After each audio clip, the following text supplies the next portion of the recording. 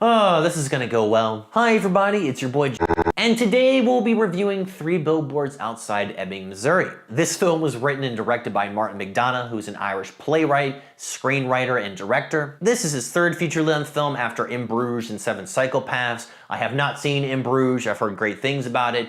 I did start watching 7 Psychopaths, but I had to stop because I was so bored, if I'm being honest. This film follows Mildred Hayes, who's played by Frances McDormand. She's an angry mother who decides to rent out 3 billboards on a desolate road in the rural town she lives to put a message on them and call out the local police department for failing to make any sort of progress on finding the people responsible for brutally murdering her daughter. Mildred becomes a target in the process by the locals who aren't too pleased with the messages on the billboards, which they feel is very disrespectful to the local chief of police, played by Woody Harrelson. And the film ultimately follows what these characters are willing to do to win this standoff of the billboards. So let me start off by saying that this film does do a lot of things right. There are some fantastic performances, including the performance by Frances McDormand. She plays a very angry, determined, and crude mom who will make you not want to root for her sometimes. She does all sorts of questionable things that make it seem like she's losing sight of what she's even trying to accomplish in the first place. Woody Harrelson is very good as always. He's kind of the heart of this film.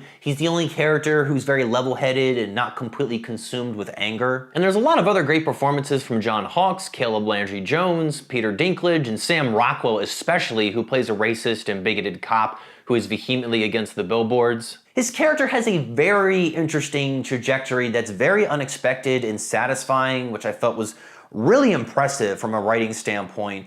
And I really appreciated how all of the characters in this film had a certain level of depth to them. The cinematography was very good. There was an excellent long take about halfway into this film that could have not been done better. I do not like country music, but I did like the soundtrack to this film. It really helps ground you into the atmosphere of the story. I also found it to be original, which is a lot more than I can say about most films today. But even though this film does do a lot of things right, I still think it's kind of overrated. I saw it twice thinking that I might have missed something on a first viewing, but after watching it again, I can still tell you that there are parts of this film that are flawed. It tries to pull off the whole Quentin Tarantino and Coen Brothers thing where there will be these really abrupt cuts and changes in tone, and I don't think it's done very well. This film is clearly not an exercise in subtlety, which is made really apparent by its title. It's very removed from reality with its very over-the-top characters and offbeat pacing. It's really messy, guys. This film is so tonally inconsistent at times because Martin McDonagh tries to blatantly infuse humor into certain parts where it just doesn't work. There are certain parts where I think the humor is done very well, but there are other parts where it is just so flagrantly overblown and misplaced. A good example of this could be the scene where Mildred has a confrontation with her ex-husband played by John Hawkes. The scene quickly leads to a physical altercation where John Hawkes' character flips a table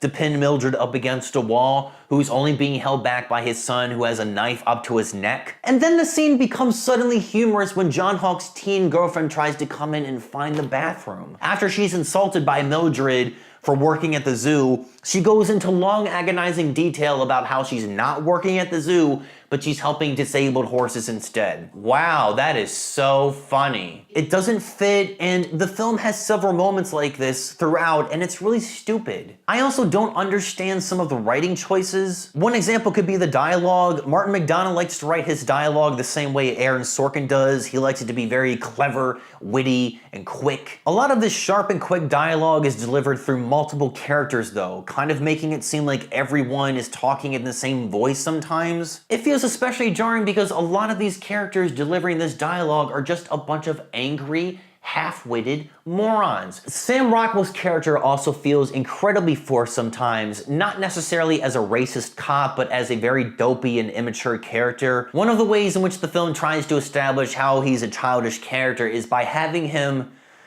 read fucking comics and play with toys. Really? With that much said though, this film does feature some fantastic performances with some excellent character development and character arcs, with a very clear and relevant message, which alone I think makes it worth seeing. While I disagree that this film is a masterpiece, it is still pretty solid. I'm going to give 3 Billboards Outside Ebbing, Missouri a 3.5 out of 5.